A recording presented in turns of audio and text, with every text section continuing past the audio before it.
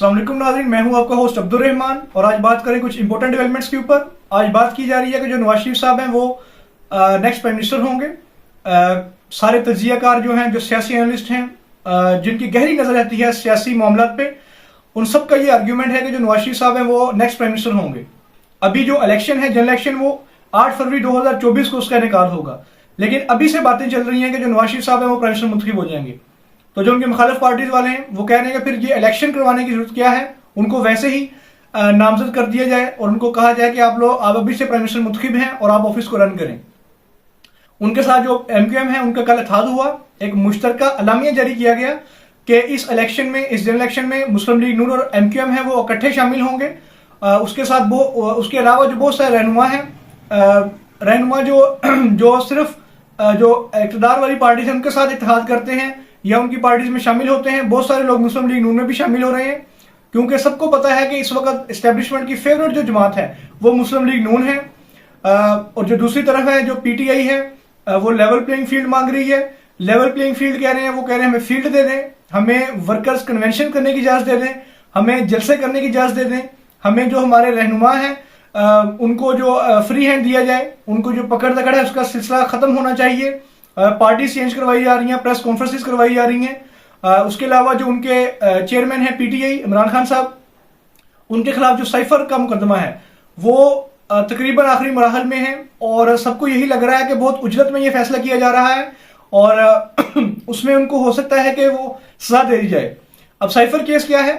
Cipher case जो है, America ने जो साइफर भेजा था उनको इमरान खान साहब ने डिकोड किया, इसके खिलाफ मुकदमा है। और जो उसकी कॉपी है साइफर की, वो कह रहे हैं कि वो प्राइम मिनिस्टर हाउस में गुम हो चुकी है।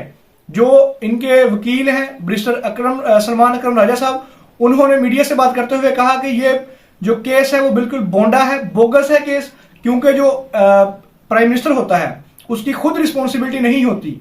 जो ऑफिस बेयर कर रहा है प्राइम मिनिस्टर का, उसकी खुद रिस्पॉन्सिबिलिटी नहीं है कि वो साइफर को प्रोटेक्ट करे। उसके जो नीचे उसका जो स्टाफ होता है वो रिस्पॉन्सिबल होता है। तो उनके ये आर्ग्यूमेंट से कि ये जो केस है ये बिल्कुल बनता ही नहीं। अब जो इसमें फैसला है बहुत जल्दी से और बहुत उजलत से, और जो इसका ट्रायल है वो भी बहुत मशकूक है।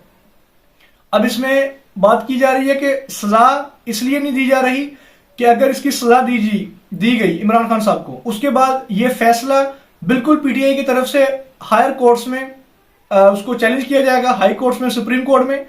और जब हायर कोर्ट्स में इसको चैलेंज किया जाएगा तो तब साइफर को भी पेश करना पड़ेगा गवर्नमेंट की तरफ से, या जो भी जो अदारे हैं, जो मतलब कि इमरान खान साहब जो एज अ स्टेट के खिलाफ ये मुकदमा है, स्टेट ने इमरान खान साहब के खिलाफ मुकदमा किया है, तो स्टेट को ये सारी चीजें हायर कोर्ट्स में पेश करनी पड़ेंगी।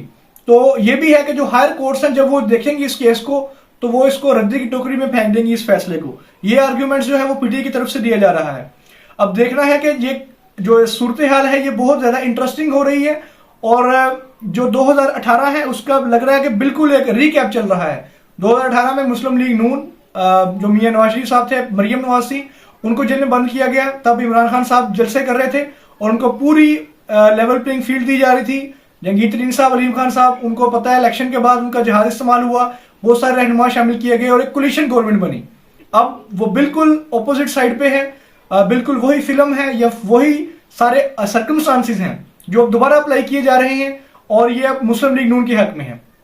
हमारा आर्ग्यूमेंट सिर्फ यही है कि जब भी इलेक्शन हो वो फ्री एंड फेयर होना चाहिए, ताकि जो भी हुकूमत बने उसके पीछे बैकिंग होनी चाहिए अवाम की और वो मुश्किल फैसले भी ले सके और इस मुल्क के लिए बेहतरी के लिए वो आगे काम कर